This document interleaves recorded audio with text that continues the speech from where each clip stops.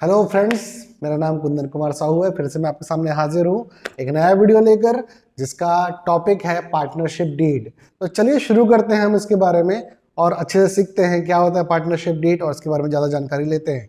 हिंदी में से कहते हैं साझेदारी संलेख।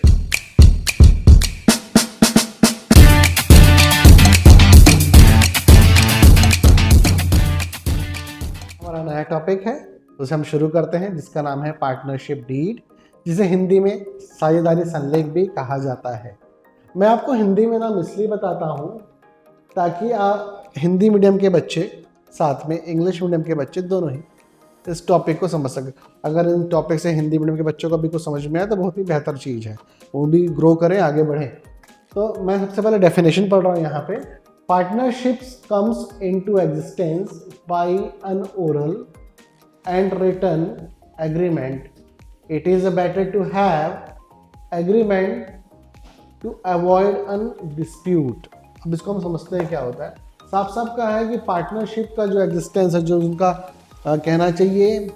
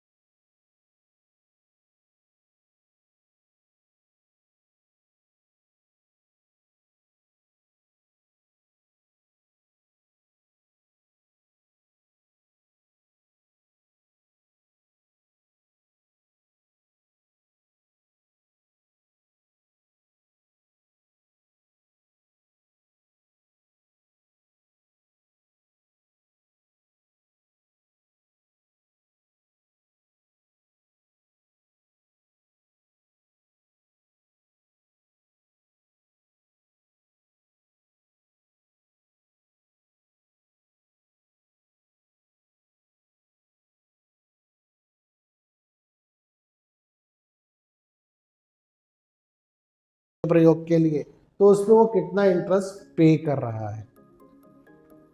फिर इंटरेस्ट ऑन लोन, अगर कोई पार्टनर बिजनेस को कैपिटल के अलावा भी कुछ पैसे दे रहा है तो उसको उस पर इंटरेस्ट मिलेगा।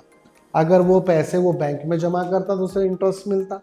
वही पैसे को कैपिटल के अतिरिक्त पार्टनर बिजनेस को एज अ लोन दे रहा है, ऋण के रूप में दे रहा है, तो उसे भी इंटरेस्ट मिलना चाहिए। तो इंटरेस्ट ऑन लोन का क्या परसेंटेज है, ये भी पार्टनरशिप डीड में मेंशन किया जाता है। रेम्यूनरेशन ऑफ पार्टनर, मतलब पार्टनर को क्या कमीशन मिलेगा, क्या सैलरी मिलेगी, मिलेगा कि नहीं मिलेगा, ये भी मेंशन किया जाता है पार्टनरशिप डीड में। और भी बहुत सारी बातें होती हैं, फिलहाल आप इतना समझिए। अभी तक तो सब बढ़िया है। पार्टनरशिप डीड है बिजनेस में तो ओके, वेल एंड फाइन। हो सकता है बिजनेस में पार्टनरशिप डीड ना हो, ओरल हो, मौखिक हो, या फिर पार्टनरशिप डीड हो लेकिन बहुत सारी बातें मिसिंग हो, उसमें से सारी बातों को मेंशन ना किया गया हो, ये भी पॉसिबल है। ऐसे कंडीशन में क्या किया जाए? ऐसे कंडीशन में भारत सरकार मतलब कि इंडियन पार्टनरशिप एक्ट मतलब साझेदारी अधिनियम के अंतर्गत, सीधा सीधा बात मैं बोलूँ आपको, कुछ नियम बनाए गए हैं जो ऑटोमेटिक एप्लीकेबल हो जाते हैं अगर पार्टनरशिप डीड नहीं है या साइलेंट है। यहाँ पे लिखा हुआ है absence silent of partnership deed. अगर पार्टनरशिप डीड नहीं है तो डेफिनेटली ये तो भैया टेंशन वाला बात हो गया। कैसे करेंगे? अगर कोई डिस्प्यूट हो गया, कोई विवाद हो गया तो क्या किया जाएगा? तो गवर्नमेंट ने बना दिया, चलो पार्टनरशिप डीड नहीं है तो अपन एब्सेंस ऑफ पार्टनरशिप डीड के लिए कुछ रूल्स बना देते हैं। और रूल क्या है अपन डिस्कस करते हैं यहाँ पे। Sharing profit and loss.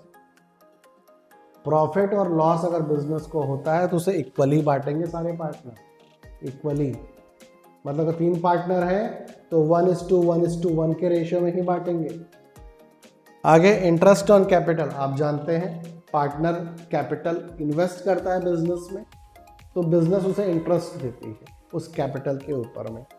लेकिन अगर पार्टनरशिप डीड नहीं है तो नॉट पेड और allowed to any partner, means interest on capital किसी भी पार्टनर को पे नहीं किया जाएगा बिजनेस की ओर से। नेक्स्ट पॉइंट है इंटरेस्ट ऑन ड्राइंग। ड्राइंग मतलब होता है, आप सब जानते हैं इस बात को, आहरण कर लेना निजी प्रयोग के लिए बिजनेस से पैसे का या गुड्स का। तो नॉट चार्ज टू पार्टनर, अगर पार्टनर बिजनेस से किसी भी तरीके से निजी प्रयोग के लिए पैसा या गुड्स निकालता है तो उस पर उसे कोई भी इंटरेस्ट चार्ज नहीं किया जाएगा अगर व्यवसाय में पार्टनरशिप डीड नहीं है तो। फिर है रेमुनरेशन टू पार्टनर।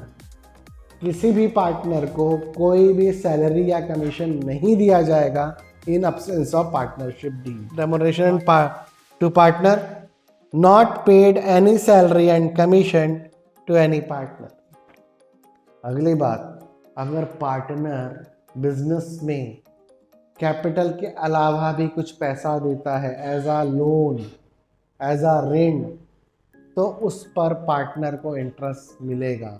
जी हाँ, पार्टनर्स को इंटरेस्ट मिलेगा, फर्म को पार्टनर्स को इंटरेस्ट देना होगा, वो भी @ 6% पर एनम के नाम से।